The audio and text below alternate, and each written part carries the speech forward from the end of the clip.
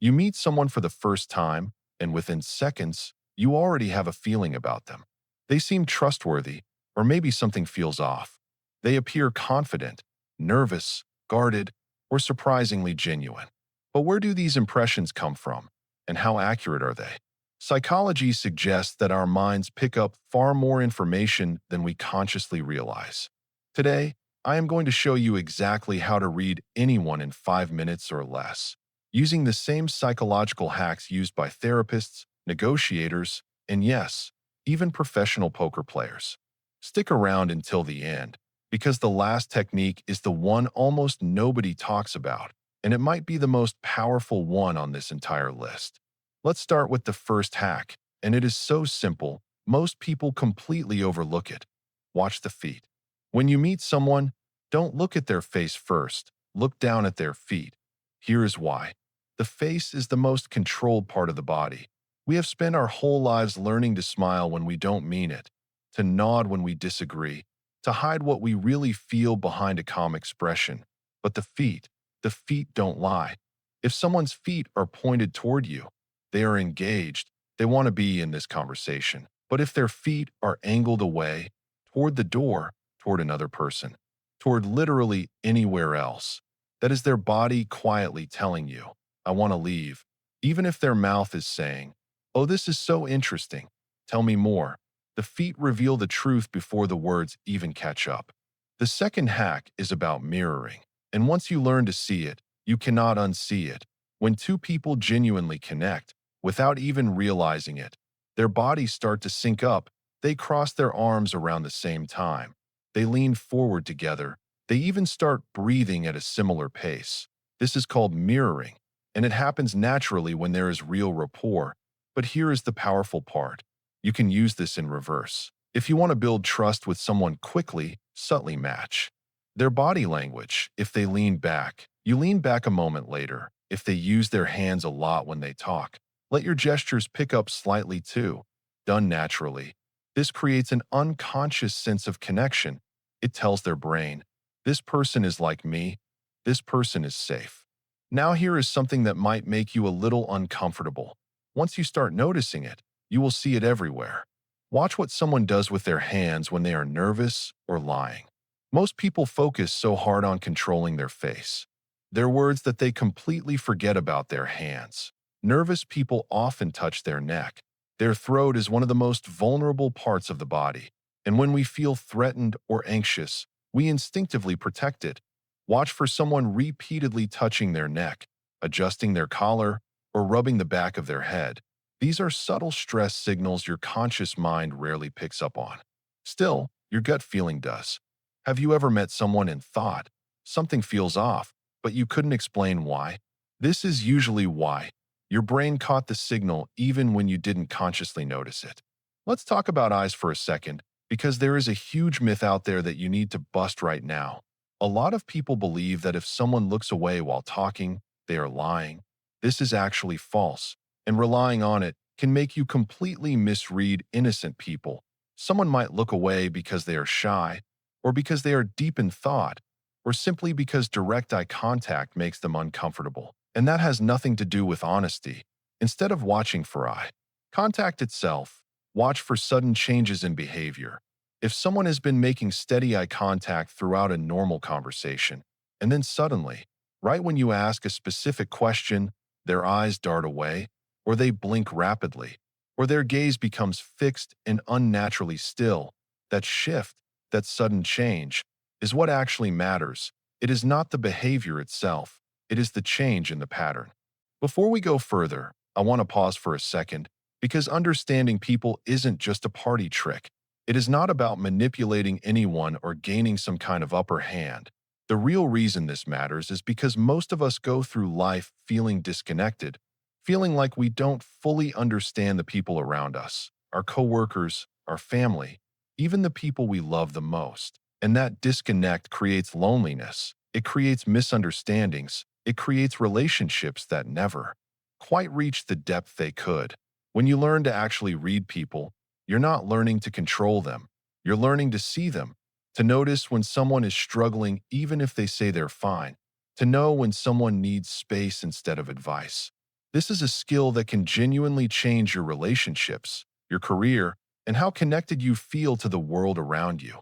And if that idea resonates with you at all, do me a quick favor right now. Hit the like button, and if you haven't already, subscribe to the channel because we cover psychology like this every single week, real, practical insights that actually change how you move through life. Okay, let's get back into it because we still have some of the most powerful techniques left. The next hack involves something called micro-expressions. These are tiny, incredibly fast facial expressions that flash across someone's face in a fraction of a second, faster than they can consciously control. Before someone puts on their polite smile or their neutral expression, their true emotion flickers across their face for just a moment. Anger, disgust, fear, surprise, sadness, contempt. These are universal. They look the same no matter what culture someone is from. The trick is training yourself to notice them. And here's a simple way to start. When you ask someone a question, especially something a little personal or unexpected, watch their face in the very first half second before they respond. Don't watch what they say. Watch what flashes across their face right before they say it. With practice, you will start to catch things people don't even realize they're revealing. Let's talk about tone next, because what someone says and how they say it are often two completely different messages. The words might say, "I'm fine," but if the tone is flat, if it's clipped, if there's a slight delay before they answer, that tells you something different is going on underneath. Pay attention to pitch. When people feel confident and comfortable, their voice tends to stay steady. When they are nervous, uncomfortable, or hiding something, you'll often hear their pitch rise slightly, especially toward the end of a sentence, almost like they're asking a question instead of making a statement. This is sometimes called upspeak, and while some people naturally talk this way, a sudden shift into it during a conversation can be a signal of uncertainty or discomfort. Here's a hack most people never think about. Listen to what someone talks about the most, without you even asking. If someone constantly brings the conversation back to money, they might be dealing with financial stress or insecurity around status.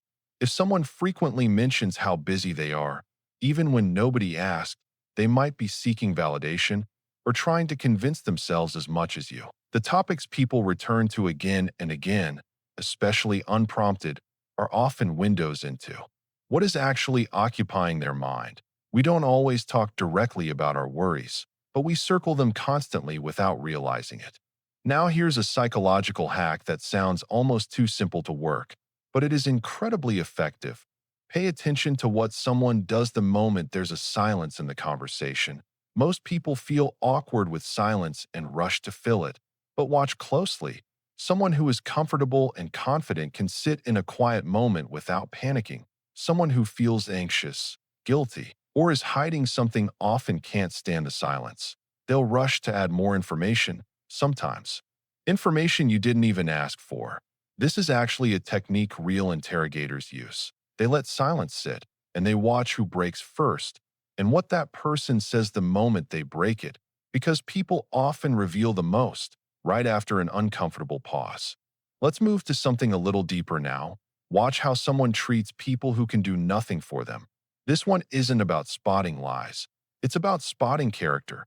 Anyone can be polite to their boss or charming to someone they're trying to impress.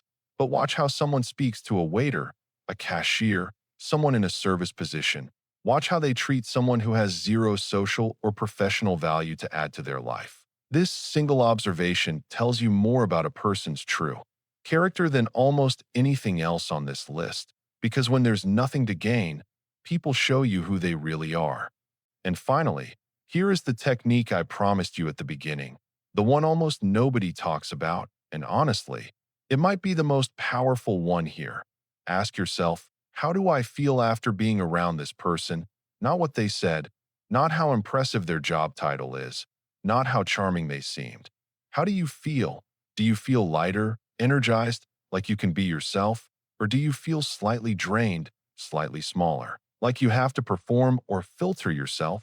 Our subconscious mind picks up on thousands of tiny cues, tone, body language, energy, intention, and it processes all of that faster than our conscious brain ever could.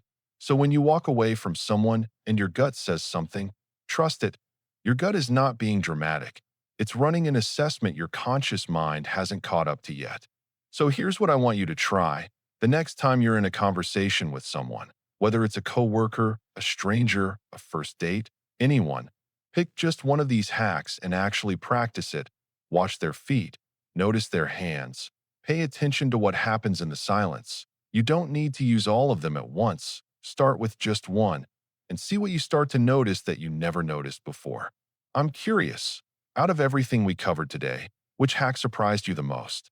Was it the feet, the silence trick, or the one about how people treat waiters? Let me know in the comments. I read every single one. And if this video helped you see people a little differently, do me a favor and share it with someone who would find this useful too. Someone who's about to walk into a big meeting, a first date, or a tough conversation. This could genuinely help them. And before you go, one more question for you. Has there ever been a moment where your gut feeling about someone turned out to be completely right, even when you couldn't explain why at the time? Tell me that story in the comments. I would genuinely love to read it, and who knows, it might just help someone else reading through the comments recognize the same pattern in their own life.